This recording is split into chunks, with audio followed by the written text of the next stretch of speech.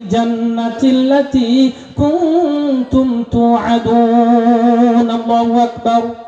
আল্লাহ রাব্বুল আলামিন বলেন, যারা আল্লাহ রাব্বুল আলামিনকে দিল দিয়ে মানছে, আল্লাহ রাব্বুল আলামিনকে দিল দিয়ে বিশ্বাস করে নিছে, আর এই কথার উপরে কিয়ামত পর্যন্ত আর মৃত্যু পর্যন্ত অটল এবং অবিচল যদি থাকতে পারে, তাতানাজ্জালু আলাইহিমুল মালাইকাতু, ফেরেশতা নাজিল হইবে। মৃত্যুর সময় ফেরেশতা এসে বলবে, ও আল্লাহর বান্দা শুনো, তুমি যখন দুনিয়ার মধ্যে চলছিলা, আল্লাহ রাব্বুল আলামিনের ইবাদত করছো, ফেরেশতা নাজিল হয়ে বলবে, তাতানাজ্জালু আলাইহিমুল মালাইকাতু আল্লা তাখাফু, তোমাদের কোনো ভয় নাই, ওয়ালা তাহজানু, তোমাদের কোনো চিন্তাও নাই। সুবহানাল্লাহ। তোমাদের ভয় নাই, তোমাদের টেনশনও নাই। وأبشروا بالجنة التي كنتم توعدون।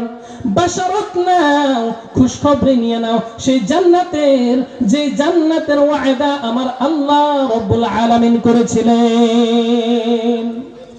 এরা নবীর উম্মত, মরার আগে ঈমানটা ঠিক করো। কখন বুঝি তোমার মৃত্যু এসে যায় তুমি বুঝতেই পারবা না। এক মুহূর্তের গ্যারান্টি নাই। আপনাদেরকে যদি এখন বলা হয় কে আছেন বাড়ি পর্যন্ত যাইতে পারবেন, গ্যারান্টি আছে? কোনো গ্যারান্টি নাই। বাড়ি পর্যন্ত যেখানে যাওয়ার গ্যারান্টি নাই। আপনি কিসের এত দুনিয়ার মধ্যে রইলেন? দুনিয়ার জীবন ধোঁকা, দুনিয়ার জীবন শুধু ধোঁকা আর ধোঁকা। আল্লাহ রাব্বুল আলামিন বলেন, ওমাল হায়াতুদ দুনিয়া ইল্লা মাতাউল গুরুর। দুনিয়ার জীবন ধোঁকা আর প্রতারণার উপক্রম ছাড়া কিচ্ছু না। এই জন্য দুনিয়া শুধু আপনাকে ফাঁকি দিবে। দুনিয়ার জীবন যতদিন আপনি বেঁচে থাকবেন দুনিয়াতে, শুধুমাত্র সমস্ত কিছু পাইবেন ধোঁকা। আপনি স্ত্রীর সাথে মহব্বত করেন, সব ধোঁকা। মা বাবার সাথে মহব্বত করেন, সব ধোঁকা। দুনিয়ার মানুষ আপনাকে মহব্বত করে, সব ধোঁকা। কারণ দুনিয়ার সব কিছু ছেড়ে যাইতে হবে কিনা। মৃত্যু মরতেই যে হবে এই কথাটা কেউ বিশ্বাস করে না, এমন কেউ আসেনি। এই জন্যই মরণের জন্য সর্বদাই রেডি হইতে হবে। আর যদি মরণের জন্য রেডি হইতে হয়, আপনার ওই বাচ্চাদেরকে ওই জান্নাতের রাস্তা দেখাইতে লাগবে ছোট থেকে, ঠিক কিনা? আমার আজকের বিষয় ছিল ইলম সম্পর্কে কিছু কথা, সেই জন্য ঘুরে ঘুরে আবার ওই দিকেই আসতেছি। ছোট থেকে যদি ওই বাচ্চাদেরকে জান্নাতের রাস্তা না দেখাইতে পারেন, মনে করেন যে এখান থেকে গোসাইগাঁও হলো জান্নাতের রাস্তা। গোসাইগাঁও কোন দিকে ভাই? এখান থেকে গোসাইগাঁও কোন দিকে না? সারা জিন্দেগি আপনার বাচ্চাকে বললেন যাও পশ্চিম দিকে যাও, জান্নাত পাইবে। রাস্তা ঠিকই মেহনত করবে, হাঁটবে, কিন্তু জান্নাত পাইবে না। কারণ আপনার রাস্তাটাই ভুল, আপনি দেখায় দিছেন। ভুল রাস্তা দেখানোর কারণে আপনার সন্তান যেমন গন্তব্য স্থান পাইবে না, গন্তব্যে পৌঁছতে পারবে না, আল্লাহ রাব্বুল আলামিনের জান্নাতে পর্যন্ত যাইতে পারবেন না। ঠিক তেমন ভাবেই আপনি যদি মালিকের রাস্তায় না চইলা, আল্লাহ রাব্বুল আলামিনের ইবাদত না কইরা, শয়তানের গোলামি কইরা যান, আল্লাহর জান্নাত পাওয়া যাইবে না। আল্লাহর জান্নাত পাওয়া যাইবে না। একদিন যেদিন আপনি চলে যাবেন, সঙ্গে সঙ্গে আপনার কবরের মধ্যে আযাব শুরু হয়ে যাবে। কবর আযাব সহ্য করতে পারবে না, কারণ কবর আযাব এত ভয়ানক। মানুষ কই যায় রে দুনিয়া সারিয়া, মসজিদের পালকি আয়না ধুলা দেয় সাজায়া, তারে জনমের লাগিয়া। কথা বলেন ঠিক কিনা? বলেন মানুষ কই যায় রে দুনিয়া সারিয়া, মসজিদের পালকি আয়না ধুলা দেয় সাজায়া, তারে জনমের লাগিয়া। এই বাড়ির লাগিয়া কত করলাম মারামারি, মামলা মোকদ্দমা কইরা খোয়াইলার করি, আজকে তোমায় যেতে হবে, আজকে তোমায় যেতে হবে, এই বাড়ি ঘর সারিয়া মসজিদের পালকি আনা ধুলা দেয় সাজায়া তারে জনমের লাগিয়া। এর নবীর উম্মত, মরণ আপনাকে 1 মিনিটের জন্য সময় দিতে রাজি না। মরণ যখন আপনার কাছে আইবে, আজরাইল ফেরেশতা যখন হাজির হইবে, আপনি যতই বলেন যে আমার জানটা একটু দেরি করিয়া কবজ করেন, মানবেনি না? না, কারণ আজরাইল ঘুষ খায় না। আপনি যদি দুনিয়ার অনেক মামলা মোকদ্দমা ঘুষ খেয়ে মিটায় ফেলাইছেন, কথা ঠিক কিনা? একজনের বিচার আরেকজনে ঘুষ খাইয়া উল্টে ফেলাই দেয়, ঠিক কিনা? ফেরেশতা কোনো ঘুষ খাইবেনি, ফেরেশতা কোনো ঘুষ খাইবে না। আল্লাহ রাব্বুল আলামিনের হুকুমের বাইরে চুল পরিমাণ পর্যন্ত ফেরেশতা লড়বে না। হাসরের ময়দানে আপনাকে প্রশ্ন যে কয়টা করবে, এই প্রশ্ন কয়টার উত্তর না দেওয়া পর্যন্ত আপনি 1 চুল পরিমাণ সরতে পারবেন না, পারবেননি। সেই হাসরের ময়দানে একটা প্রশ্ন আছে কিনা, যে ইলম শিক্ষার ব্যাপারে আছে কিনা, যে আপনি কতটুকু ইলম শিক্ষা করছেন এবং এখান থেকে কতটুকু পরিমাণ আমল করছেন জিজ্ঞাসা করবে কিনা। অনেক মুরব্বী বাবারা এখন আছে, বয়স 40 পার হয়ে গেছে, নামাজ পড়তে জানা না, এমন আছে কিনা? আপনার কোনো ভয় নাই যে আপনি দুনিয়া ছেড়ে যাইতে হবে, কোনো ভয় নাই। 1 চুল পরিমাণ ভয় আপনি দুনিয়াতে আসিয়া করলেন না। আপনার চোখের সামনে আপনার বাবা নাই, আপনার চোখের সামনে আপনার দাদা নাই, আপনার চোখের সামনে আপনার প্রতিবেশী নাই। আপনি নিজ হাতে তাদেরকে গোসল করাইলেন এবং কবরের মধ্যে নিয়ে দাফন কইরা আসলেন। এমন মানুষ নাই যে কারো মহাব্বতের ছেলেকে মৃত্যুর পরে বাড়িতে রাইখা দেয়, এমন কেউ আসেনি। আপনাকে যদি বলা হয়, ও ভাই, আপনার এত মহাব্বতের সন্তান ছিল, 2 দিন বাড়িতে একটু রেখে দেন, কে কে রাজি হইবেন? কেউ রাজি হইবে? বলে না, কেউ রাজি হইবে না, কারণ এখন তোমার যাওয়ার পালা। সবাই রেডি হয়ে আছে, যাও কাফনের কাপড়টা নিয়ে আসো, যাও কবরটা খনন করে আসো, বড়ই পাতা গরম করো, জীবনের মতো শেষ গোসলটা দিয়ে দেয়, জীবনের মতো শেষ বিদায়টা দিয়ে দেয়। ছেলে কান্দে, বাবা মারা গেলে ছেলে কান্দে, ছেলে মারা গেলে বাবা কান্দে, সবার চোখে পানি, কিন্তু কেউ বাড়িতে রাখতে রাজি না। কারণ সবাই জানে এই রাস্তায় যে যায় আর কোনোদিন ফিরে আসে না, গেলে আর কেউ ফিরে আসবেনি। এই জন্য ভাই, আপনার 2টা পা ধরে বলি, জীবনে নামাজ ছেড়ে দিবেন না, জীবনে ঘুষ খাবেন না, জীবনে মিথ্যা কথা বলবেন না। আপনারা রাজি আছেননি? নামাজ ছাড়বেন না? কে কে আছেন ভাই? 2টা হাত আমার মালিকরে দেখো, মালিক জীবনে নামাজ ছাড়বো না। ও মালিক, এই মাহফিল থেকে ওয়াদা কইরা গেলাম, মালিক গো, আর কোনদিন নামাজ ছাড়বো না।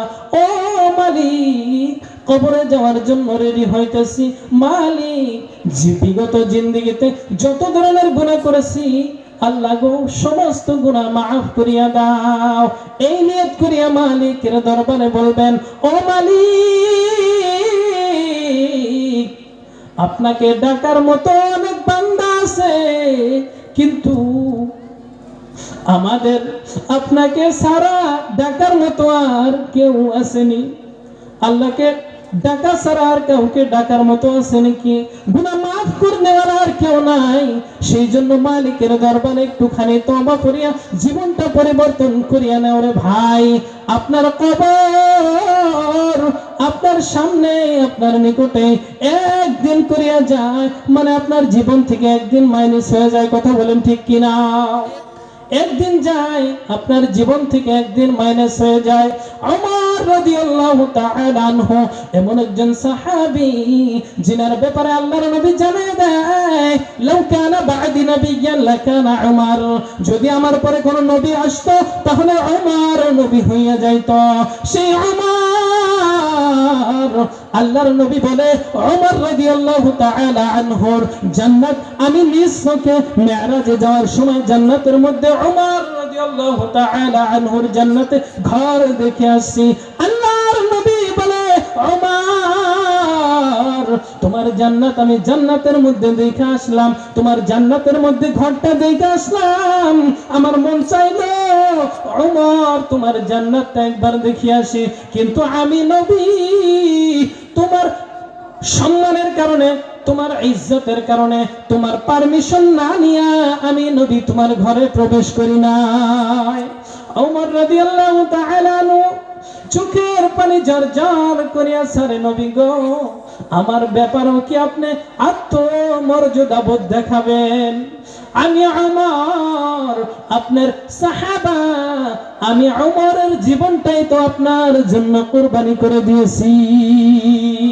সেই ওমর রাদিয়াল্লাহু তাআলা আনহু নবীজি ইন্তেকালের পরে হুযায়ফা রাদিয়াল্লাহু তাআলা আনহুর কাছে যায়, ও ভাই সাহাবা হুযায়ফা, তোমার কাছে নাকি আল্লাহর নবী জীবিত থাকা অবস্থায় মুনাফিকদের লিস্ট দিয়ে গিয়েছিল, তুমি জীবিত অবস্থায় মুনাফিকদের লিস্ট দিয়ে গিয়েছিল, মদিনার মুনাফিকদের নাম ওই লিস্টের মধ্যে আছে, একটুখানি দেখো আমি ওমরের নামটা কি মুনাফিকদের লিস্টের মধ্যে আছে কিনা। ওমর রাদিয়াল্লাহু তাআলা আনহুর ব্যাপারে যেই নবী জান্নাতের সার্টিফিকেট দিল, সে ওমরের এত ভয় আর আপনার আমার ভয় হয় না, চোখে পানি আসে না, কারণ দুনিয়ার লোভ লালসা চাকচিক্যে মুহাব্বতে পড়িয়া আমরা আল্লাহ রাব্বুল আলামিনকে ভুলিয়ে গেছি। কারণ হইল দুনিয়ার মুহাব্বত সমস্ত গুনাহের জড়, মূল গুনাহের মূল। হুব্বুদ দুনিয়া রাসু কুল্লি খাতিআ, দুনিয়া হলো সমস্ত গুনাহের মূল। দুনিয়ার মুহাব্বত যতক্ষণ পর্যন্ত আপনি ছাড়তে না পারবেন ততক্ষণ পর্যন্ত নামাজের মজা পাবেন না, ততক্ষণ পর্যন্ত ইবাদত করতে মন চাইবে না। বয়ান শুনবেন তখন একটু মনটা নরম হইবে, মনে মনে ভাববেন এখন আজকের থেকে নামাজ পড়বো, বিকাল থেকে নামাজ পড়বো, কিন্তু শয়তান আপনাকে এমন ভাবে ধোঁকা দিবে, একবারে বলবে না যে আপনি নামাজ ছেড়ে দেন, বলবে না। শয়তান লাহে লাহে আপনাকে ধোঁকা দিবে, লাহে লাহে। মনে করেন যে এখান থেকে হাওড়িয়াপেট বাজারে আগুন লাগছে, এখন কেউ যদি বলে ডাইরেক্ট আগুনের মধ্যে ঝাঁপ দাও, কেউ যাবে? বলেন কেউ যাবে? কেউ যাবে না। এখন যদি বলা হয় যে এখান থেকে এক পাও হাওড়িয়াপেট বাজারের দিকে যাও, সবাই যাবে কিনা? এক পাও গেলে তো আর আগুনে পড়লেন না আপনি, সেজন্য সবাই যাবেন। এইভাবে শয়তান লাহে লাহে বলে 2 পাও আগাও গুনার দিকে, কিছু তো হয় না, এখনো তো গুনাহ করো নাই, 3 পাও আগাও, গুনাহ তো করো নাই। এইভাবে আপনার জীবন চলে গেল। কালকে নামাজ পড়ি, পরশু পড়ি, এইভাবে দেখা গেল একদিন আপনাকে সার্টিফিকেট আপনার চিঠি দিয়ে পাঠিয়ে দিছে, এ মালাকুল মউত, যাও হাওড়িয়াপেট গাঁয়ের এই অমুকরে তুমি জানটা কবজ করিয়ে নিয়ে আসো। এইভাবেই আমাদের মৃত্যু হয়ে যাইতেছে, নামাজের আর সময় হয় না। এই জন্য ভাই মাতরম দোস্ত আজিজও, আজকের এই মাহফিল থেকে যদি কিছু নিয়ে যান তাহলে ফায়দা হবে, যদি আমল করার নিয়তে শুনেন তাহলে ফায়দা হবে। আপনার মেয়ে বেপরদায় ঘুরে আপনি যদি বাধা না দিতে পারেন কোনো ফায়দা হবে না।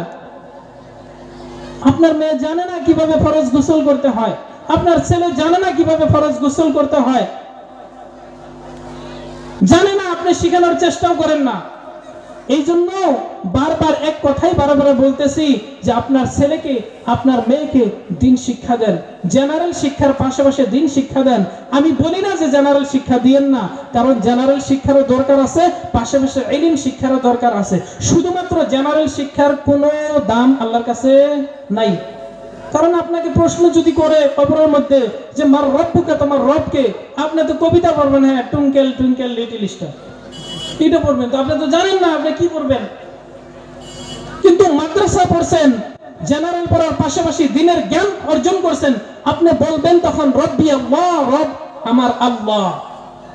প্রশ্ন করবো আমার দিন, তোমার দিন কি? আপনি তো জানেন না দিন সম্পর্কে, দুনিয়াতেই আপনি জানেন না, তাহলে আখিরাতে কেমনে প্রশ্ন উত্তর দিবেন? যদি জানতেন বলতেন দিনই আল ইসলাম, আমাদের ধর্ম ইসলাম। নবীকে দেখে যদি প্রশ্ন করা হয় ইনি কে, আপনি বলতে পারবেন না যে হাজা নবী কিউ না, তিনি আমাদের নবী, আপনি বলতে পারবেন না, কারণ আপনি তো নবীর সুন্নতের অনুসরণ করেনই না। এই জন্য আল্লাহ রাব্বুল আলামিন কোরআন কারীমের মধ্যে জানায় দেন, লাকাদ কানা লাকুম ফি রাসূলিল্লাহি উসওয়াতুন হাসানা। যদি কোনো আদর্শ তোমরা খুঁজতে চাও, কোনো মডেল যদি খুঁজতে চাও, কারণ মডেল যদি তোমার জীবনকে সাজাইতে চাও, তাহলে আমার নবীর মধ্যেই রয়েছে উত্তম মডেল, ঠিক কিনা? দুনিয়ার কোন মানুষের মধ্যে উত্তম মডেল নাই, দুনিয়ার কোন মানুষের মধ্যে উত্তম চরিত্র নাই যেমন নবীজির মধ্যে আছে। এই জন্য আল্লাহ রাব্বুল আলামিন বলেন, মা আতাকুমুর রাসূল ফাখুযুহু ওয়া মা নাহাকুম আনহু ফান্তাহু। আল্লাহর নবী যেটা আপনাকে নেওয়ার জন্য বলে, যেটা গ্রহণ করার জন্য বলে, যেটা আপনাকে দেয় সেটা আপনি গ্রহণ করবেন, আর যেটা নিষেধ করে ওমা নাহাকুম আনহু ফান্তাহু, যেটা আপনাকে বর্জন করতে বলে সেটা আপনি দূরে ফেলে দিবেন, সেটা আপনি বর্জন করবেন। আপনার জীবনের মধ্যে এমন ভাবে জীবনটাকে সাজাইবেন নবীর সুন্নাত একটাও যাতে বাদ পড়ে না। ছোট্ট একটা ঘটনা বলি। হযরত আশরাফ আলী থানভী রহমাতুল্লাহি আলাইহি নাম শুনছেন? হযরত আশরাফ আলী থানভী রহমাতুল্লাহি আলাইহির স্ত্রী হযরত আশরাফ আলী থানভী রহমাতুল্লাহি আলাইহির স্ত্রী, উনি একদিন তিনার কর্মচারীকে বলতেছেন, বাজারের মধ্যে যতদিন লাউ পাইবা, লাউ বুঝতেছেন, লাউ যতদিন পাইবা ততদিন পর্যন্ত বাড়িতে শুধুমাত্র লাউ ক্রয় করে আনবা, লাউ নিয়ে আসবা। আশরাফ আলী থানভী রাহমাতুল্লাহি আলাইহি লক্ষ্য করে দেখতেছেন শুধুমাত্র কয়দিন থেকে বাড়িতে লাউর সবজি, অন্য কোনো কিছু নাই, শুধুমাত্র লাউ রান্না হইতেছে। আশরাফ আলী থানভী রাহমাতুল্লাহি আলাইহি তিনার স্ত্রীকে বললেন, ও বিবি সাহেবা, কি ব্যাপার, শুধুমাত্র বাড়িতে লাউ রান্না হইতেছে, কারণটা কি? তিনার স্ত্রী জবাব দেয়, আমি একটা কিতাবের মধ্যে পড়ছি আল্লাহর নবী নাকি লাউকে অনেক বেশি পছন্দ করত, লাউ খাইতে নাকি পছন্দ করত। লাউ খাওয়া কি ফরজ ওয়াজিব? ফরজ না, ওয়াজিব না। আল্লাহর নবী বলেন নাই যে তোমরা শুধুমাত্র লাউ খাও, তিনি বলেন আল্লাহর নবীর জীবনে লাউকে পছন্দ করতেন। তাই আমি কর্মচারীকে বলে দিয়েছি, যতদিন পর্যন্ত বাজারে লাউ পাওয়া যাইবে ততদিন পর্যন্ত শুধুমাত্র আপনি বাজার থেকে লাউ ক্রয় করে নিয়ে আসবেন। আশরাফ আলী থানভী রাহমাতুল্লাহি আলাইহি এই কথা শোনার পর বলে, হায় হায়, একজন মহিলা মানুষ হয়ে এত তাকওয়া, নবীর সুন্নতের প্রতি এত ভালোবাসা, আর আমরা আমাদেরকে মানুষ আলেম বলে, আমরা নিজেদেরকে আলেম মনে করি। তখন থেকে তিনি নিজের গুনাহের কথা স্মরণ করতে থাকলেন, নিজের জীবনের মধ্যে সুন্নতের কমতি কোনটা আছে খুঁজে বের করতে থাকলেন। জীবনে যত ছোট্ট ছোট্ট সুন্নত তিনি ছেড়ে দিয়েছিলেন, বিবির এই কথার উপরেই তিনি তিনার জীবনের সমস্ত ছোট্ট ছোট্ট সুন্নত যেগুলো ছুটে যাইত, সমস্ত সুন্নতকে তখন থেকে আমল করতে লাগলো। সুবহানাল্লাহ। তিনি বলেন, আমার জীবনের পর থেকে আর কোনো দিন আমি সুন্নাত ছেড়ে দেই নাই। আপনারা নবীর সুন্নাত পালন করতে রাজি আছেন? আমি শেষ করে দিতেছি। এখান থেকে আমি কয়েকটা যুবক চাই যে জীবনে দাড়িতে ব্লেড লাগাবেন না। কেউ আছেন? যারা দাড়ি রাখেন নাই তারা হাত তুলেন। কয়জন আছেন? নবীর মোহাব্বত এত সোজা না, মুখে বললেই হয় না, কর্মেও দেখাইয়া দিতে হইবে। আপনি নবীর শাফাআত পাওয়া দুষ্কর। কই একটা মানুষ দেখান, কই হাত তুলেন। আপনি আল্লাহ তাআলা কবুল করুন। যারা যারা আজকে হাত তুলছে সবাইকে আল্লাহ রাব্বুল আলামিন নবীর সুন্নতকে আঁকড়িয়ে ধরার জন্য তৌফিক দান করেন। সবাই বলে আমিন।